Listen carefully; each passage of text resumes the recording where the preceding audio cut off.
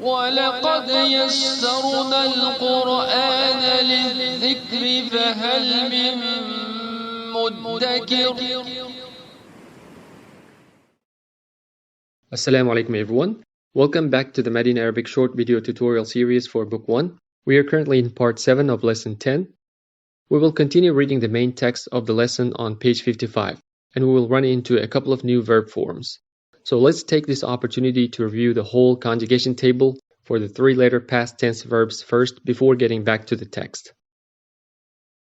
This is the conjugation table of the verb ذهب, which means he went. If you remember, we already went over its conjugation along with three other verbs in Lesson 8. If you'd like to review them more thoroughly, I would suggest you to revisit the episodes for Lesson 8, Parts 3 and 4. Here we are going to repeat the conjugations for ذهب only. We will go in the usual order from third person to second, then to first, and from مذكر to مؤنث in each person group. Even if you do not know them all by heart yet, try to read them along with me. It's a good idea to be familiarized with the table in advance. Let's start. ذهب ذهبا ذهبوا ذهبت ذهبتا ذهبنا ذهبت ذهبتما ذهبتم ذهبت ذهبتما ذهبتن ذهبت ذهبنا. Let's repeat them once again. ذهب ذهبا ذهبوا ذهبت ذهبتا ذهبنا ذهبت ذهبتما ذهبتم ذهبتي ذهبتما ذهبتن ذهبت ذهبنا. Out of these conjugated forms, we are already familiar with the base form ذهب, he went. And the two new forms we will start using from now on will be ذهبت, which means you went for second person singular مذكر فاعل, and ذهبت, which means I went. Let's talk about these three forms a little more. So ذهب means he went. It's a base form of the past tense verb. For the verbs in this form, we have been saying that the fi'al is ذهب, and its fa'il or doer is hidden, and it refers to huwa. In Arabic, hidden is called mustatir. So for this base form ذهب, we can say فاعله mustatir. Its fa'il is hidden. The second form that we highlighted was ذهبت, you went. This conjugated form actually contains both the fi'al and the fa'il. The fi'al part of it is ذهب. It is ending with sukun because of the way it gets fused with the suffix ta. And its fa'il is ta. The suffix ta is actually considered a kind of ضمير متصل that is used specifically with the past tense verbs. So both the fi'al and the fa'il are present in ذهبت. And the fi'al is ذهب and its fa'il is ضمير ta. Similarly in ذهبت, I went, the verb part of it is ذهب and its fa'il is ضمير tu. Once again, ذهب is he went, ذهبت is you went, and ذهبت is I went.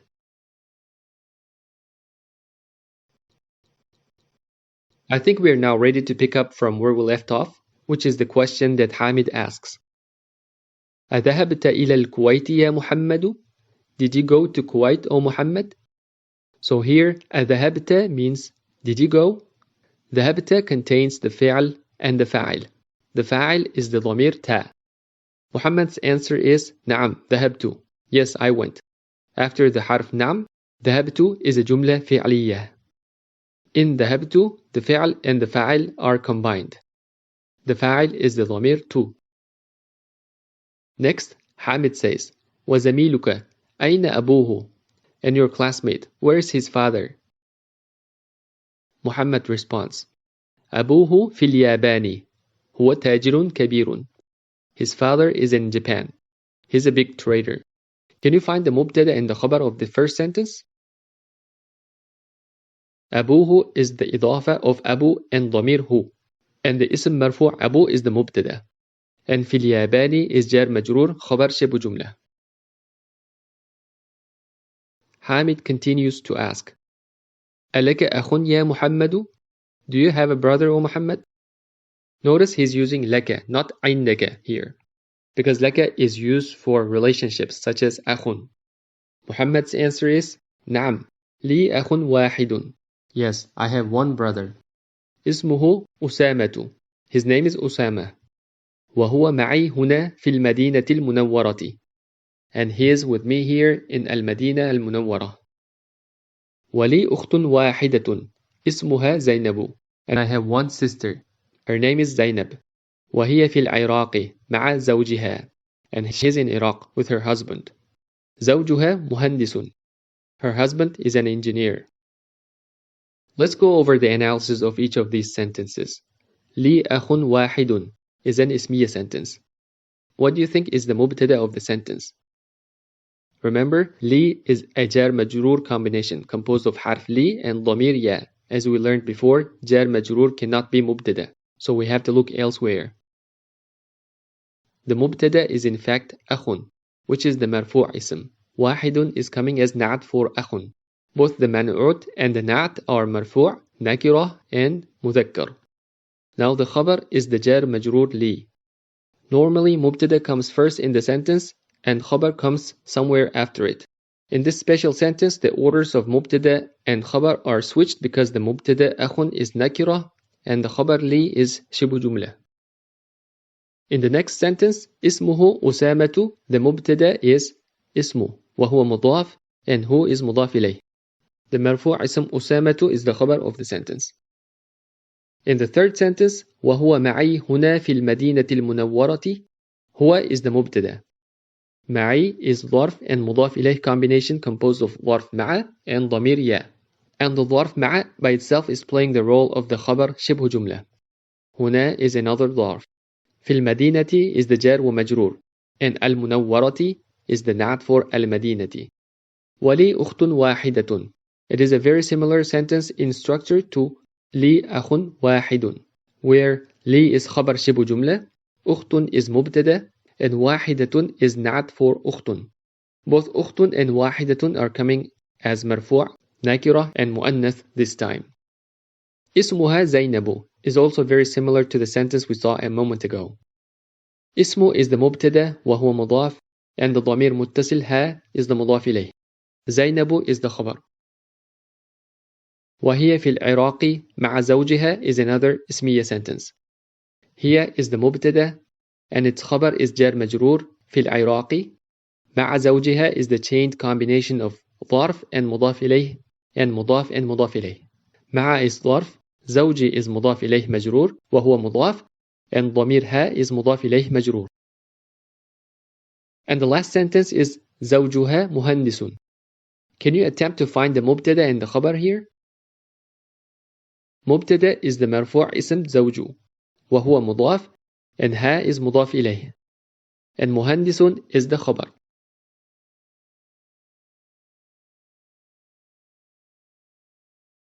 We will now flip to the next page, page 56, to finish up the remainder of the dialogue.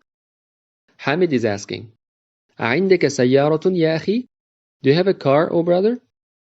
Muhammad is responding, لا, ما عندي سيارة. عندي دراجة. No, I do not have a car. I have a bicycle. حمزة عنده سيارة. Hamza, he has a car.